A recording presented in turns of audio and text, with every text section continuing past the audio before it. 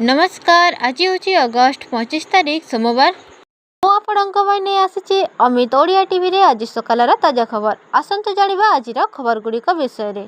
केंद्र सरकारी कर्मचारी गुड न्यूज। दरमा एवं पेंशन को नहीं आसिला बड़ खबर। सूचना अनुसार आगामी पार्वण ऋतु को दृष्टि रखी केंद्र सरकार कर्मचारी मानक खुशी खबर देइछन्ते। गणेश चतुर्थी एवं ओणमर पर्व आसवाक जाउछि। एही कारणरू से निज कर्मचारी एवं पेंशन भोगी दरमा एवं पेंशन पूर्व प्रदान करने को अनुमोदन करिसेंती। अर्थात सेमानंकु आगुआ दरमा एवं पेंशन दियाजिवो। केबे सुद्धा दियाजिवो दरमा। अर्थ मंत्रालयर 21 एवं 22 अगस्ट 2025 से जारी होइतबा कार्यालय रेमंडारम अनुଯାयी महाराष्ट्र प्रतिरक्षा डाक एवं टेलीकॉम समेत केंद्र सरकार कर्मचारी माने 26 अगस्ट 2025 रे अगस्ट मासर दरमा पाइबे। परवर्ती खबर है अंत्योदय गृह योजना बढ़िला प्रोत्साहन राशि प्रदान अवधि 6 मासरे घर सारिले 2000 टंका मिलिबो। सूचना अनुसार अंत्योदय गृह योजनार प्रोत्साहन राशि प्रदान नियम आंशिक बदली। पूर्वर 4 मासरे घर सरिले 20,000 टंका मिलुथला। एणिकी 4 मास बदल में 6 मासरे घर निर्माण सरिले भी 20,000 टंकार प्रोत्साहन राशि दियाजिबो।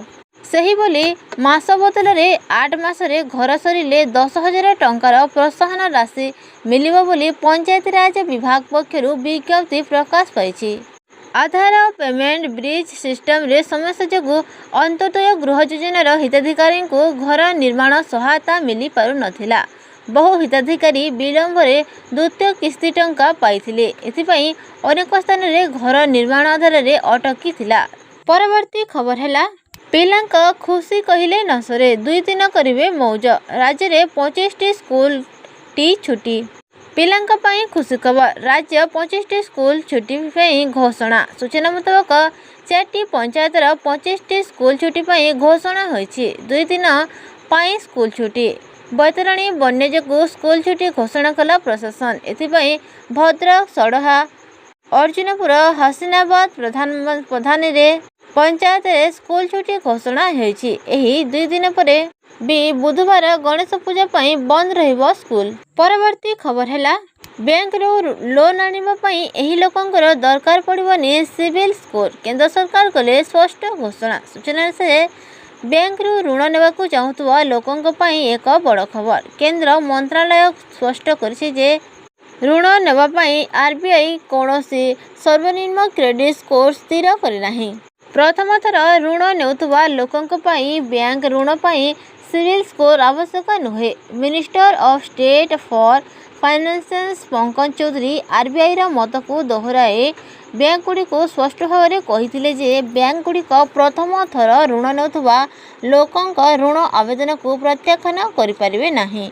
परवर्ती खबर है गणेश चतुर्थी पूर्व केंद्रीय कर्मचारी को बड़ खबर। आगुआ मिलिबो दरमा। सूचना अनुसार महाराष्ट्र प्रतिरक्षा डाक एवं टेलीकॉम समेत समस्त केंद्रीय सरकारी कर्मचारी को 26 अगस्ट 2025 मंगलवार दिन गणपति पर्व पूर्वरु अगस्ट मासर दरमा प्रदान कराजिबो। एही टंका सेमानंक अकाउंट को पठाजिबो। सेहीपरि केरल समस्त केंद्रीय कर्मचारी को ओणम पर्व पूर्व अगस्ट मासर दरमा मिलिबो। परवर्ती खबर है सावधान आउ निस्तार नहीं। 25 रु 28 पर्यंत एही जिल्ला रे अति प्रबल वर्षा संभावना। आज असंभाल वर्षा मिलिथबा सूचना अनुसार लघुचाप क्षेत्र प्रभाव रे राज्यर वर्षा लगी रहितबा बेले आगामी किछि दिन प्रबल वर्षा हेबा नै आकलन करिछि पाणीपाग विभाग। लघुचाप क्षेत्र प्रभाव रे 25 रु 28 पर्यंत अति प्रबल वर्षा संभावना रही।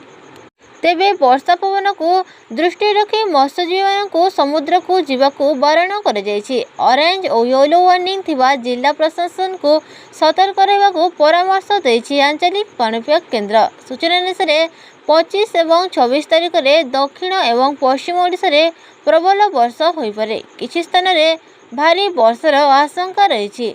अन्यपटे 27 तारिख रे उपकूल एवं उत्तर ओडिशा रे मध्यम धरणर वर्षा हेबा नै आकलन करिछि पाणीपाग केंद्र। परवर्ती खबर है मंत्री चेतावनी को डरे नेली 14 ଦିନରେ ଅମଲାଙ୍କ ଆନ୍ଦୋଳନ। ସୂଚନା ଅନୁଯାୟୀ ସରକାରଙ୍କ ଚେତାବନୀ ସତ୍ତ୍ୱେ ରାଜସ୍ୱ ଅମଲା ସଂଘର କାର୍ଯ୍ୟ ବନ୍ଦ ଆନ୍ଦୋଳନ 14 ଦିନରେ ପହଞ୍ଚିଛି। ଫଳରେ ରାଜ୍ୟରେ ରାଜସ୍ୱ ସେବା ସମ୍ପୂର୍ଣ୍ଣ ଅଚଳ ହୋଇପଡ଼ିଛି। ଲୋକେ ଜରୁରୀ ରାଜସ୍ୱ କାମରେ କାର୍ଯ୍ୟାଳୟକୁ ଆସି ନିରାଶ ହୋଇ ଫେରୁଛନ୍ତି। କିନ୍ତୁ 10 ଦଫା ଦାବି ପୂରଣ ଜିଦ୍ରେ ଅଟଳ ରହିଛନ୍ତି ରାଜସ୍ୱ କର୍ମଚାରୀ। ଅନ୍ୟପଟେ ରାଜସ୍ୱ ମନ୍ତ୍ରୀଙ୍କ ବୟାନକୁ ନେଇ ରାଜନୀତି ତେଜିଛି। ରାଜସ୍ୱ ମନ୍ତ୍ରୀଙ୍କ ତାଗିଦ ସତ୍ତ୍ୱେ ରାଜସ୍ୱ ଅମଲା ସଂଘର ଆନ୍ଦୋଳନ ଜାରି ରହିଛି। ଆପଣମାନେ ଏହି ଭିଡ଼ିଓଟି ସମ୍ପୂର୍ଣ୍ଣ ଭାବେ ଦେଖିଥିବାରୁ ଆପଣଙ୍କୁ ମୋର ବହୁତ ବହୁତ ଧନ୍ୟବାଦ।